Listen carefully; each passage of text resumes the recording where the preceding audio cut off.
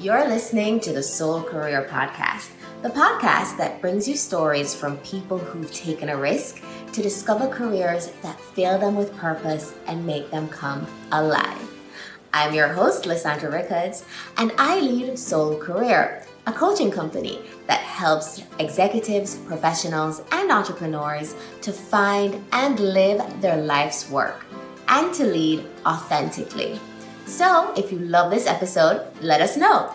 Send us a message on Instagram at Soul Career. Now for the episode. Thanks for joining us at Soul Career. I'm Lysandra Rickards, and today my guest is Alina Apostol. Alina came to me at a time in my life where I felt I was being torn in a million different directions, and I needed someone's help to hold me together and to help me return to my center and the core of who I was. Alina is a psychologist, a therapist, and an astrologer, and she mixes all of these three things to help you discover who you are, your identity, and bring it to birth in the world. At least you did that for me. I don't know if you do that for everyone. So thank you so much, Alina, for joining us today. Thank you for having me. And these words are so beautiful. So I wanted, not a lot of people know your background, being born in Romania. Doesn't she look like a Romanian astrologist with the long black hair? Right? You look like exactly how you're supposed to look.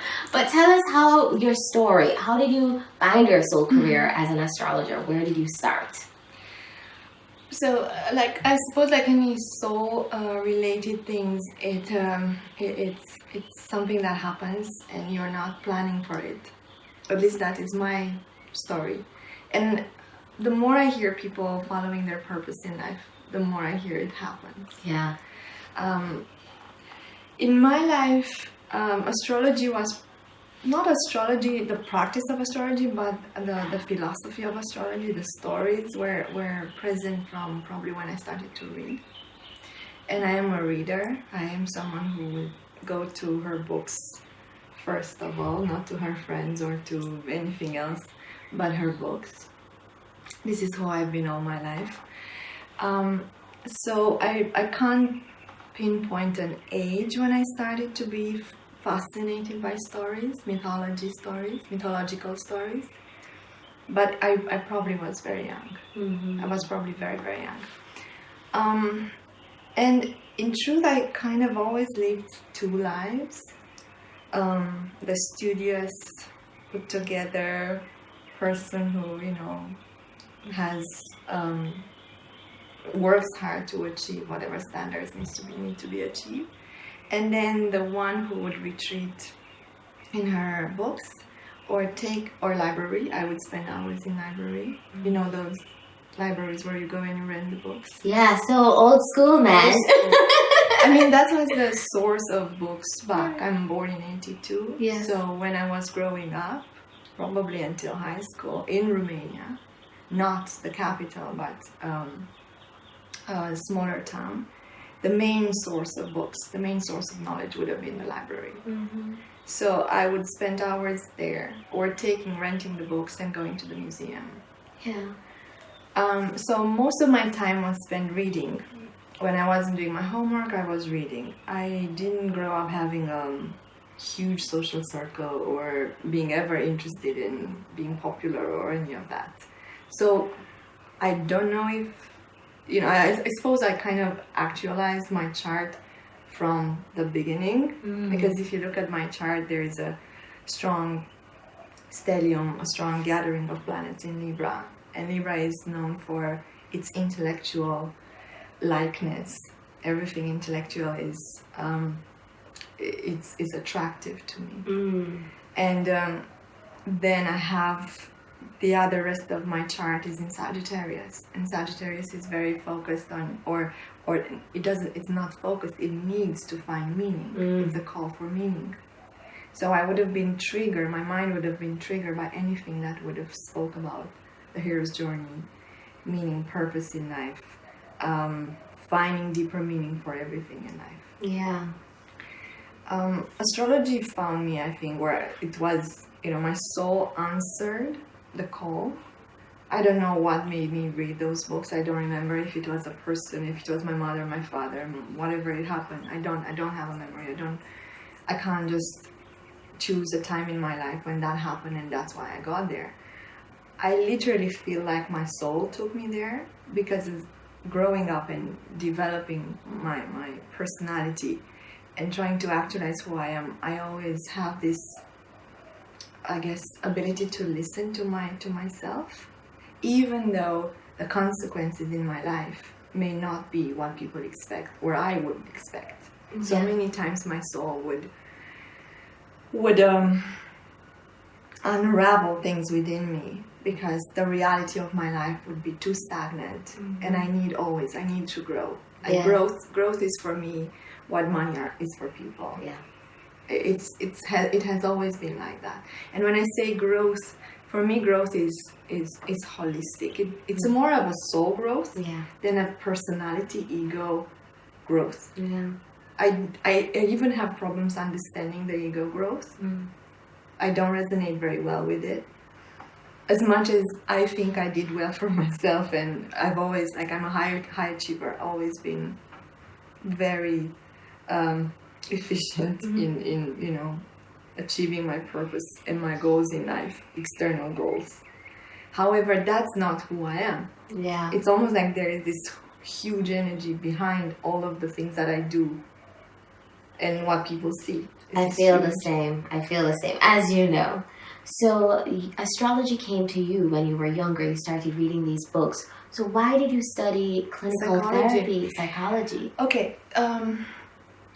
So like I said, I've always been studious. So working on the mind level has always been something that I did easily. Yeah. And I needed to be in school. I needed to go to pursue higher education. Not because I needed a job or because I needed it. My mind, my soul, everything that I was needed it. I don't come from a family with a lot of resources. I wasn't even aware before moving to Jamaica that that's a problem.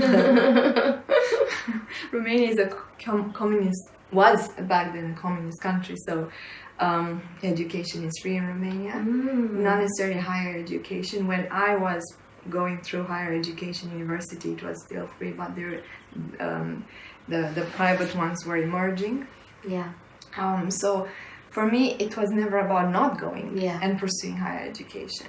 I've never had in my mind the option of not doing that, but I was like that. Nobody instilled that in me. I just was like that. And what happened, from a very young age, I ended up in these spaces in school where they would do experiments on the class I belonged to, in the sense that the level where I was would have been given to teachers that were 4 or 5 levels up. So I don't know how to express this.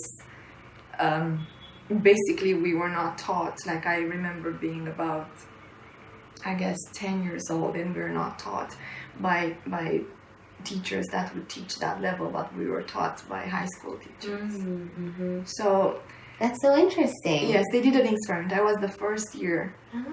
It's almost like taking, it's not primary school, it's secondary school. Yeah. Taking secondary school and moving it into the high school level. Wow, okay. So I don't remember, I don't have a lot of memories about my childhood, but I don't know how I ended up there. Basically, I ended up there from primary school to this. Right. I passed all the exams and I ended up there. Now, I was in a classroom full of geniuses. I mean it. Those people were their abilities with math, with physics, with science was impeccable. Yeah. I wasn't one of those. I struggled. Yeah. I struggled. Academically, I think I did very well, but I struggled because the level, the standards were so high on everything. I remember being, studying English literature from when I was very young, reading all the books that people would probably read at the high school or university. What language do you speak in Romania? Romanian, right? But the class that I was into, by default, had English as a second, and I think we would I would have studied like 4 or 5 classes per week. So then how did you go from there to studying psychology? Because I've always known who I was. Yeah. As arrogant as that sounds, or as strange as that sounds. I've always known that there was something about me that didn't have to do with the external reality of this life. Psychology was the only thing that gave me a structure, a container for who I was going to actualize into. Because you wanted to study the mind or people? Not really. Okay. Not really. I've never been like behavioral psychology, cognitive psychology they are on my list of tools, but I've never been into them. No, I don't know how to explain. Philosophy, I've read philosophy for a long time in my life, but it was less practical. And I, as a person, I'm very practical and I'm very down to earth, although I am very also soul bound. So I needed something to merge, to marry these sides of my personality.